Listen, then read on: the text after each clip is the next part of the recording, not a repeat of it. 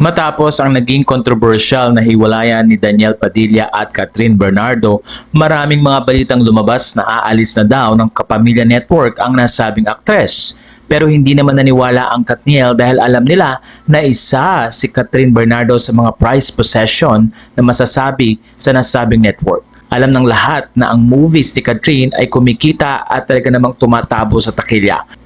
Kaya naman mismo ang ABS-CBN ang nag-message kay Min Bernardo, ang mami ni Catherine, at tinanong kung totoo daw bang nililigawan si Catherine ng ibang network or ng ibang company para magtrabaho sa kanila bilang aktres. Ang sagot ng ina ni Catherine na si Min Bernardo ay isang matinding no. Ayon sa kanya, lumabas lamang ang mga balitang ito nang mag-break si Daniel at pati na rin si Catherine. At hindi totoo nga alis si Catherine Bernardo at lilipat ng network. Ayon kay Min, mananatiling kapamilya si Catherine Bernardo at hindi sila tumatanggap ng anumang offers sa mga network. Ayon sa kanya, hindi siya aalis ng Kapamilya Network.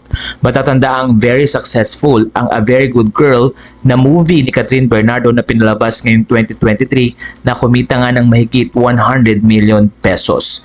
Sa darating na 2024 ay isang historical film ang kanyang gagawin at ito nga ay ang Elena 1944. Mangyayari ito sa darating na taon na may kinalaman nga sa Japanese occupation. At ang magiging direktor nga ay si Olivia Lamasan. Samantala, alam ng mga netizen na tuloy ang proyekto ng Katniel sa darating pang mga taon na kung saan nga ay may proyektong gagawin ito na ang magdedirect ay si Direk Cathy Garcia Molina. Natutuwa naman ng mga fans dahil mananatiling kapamilya si Catherine Bernardo.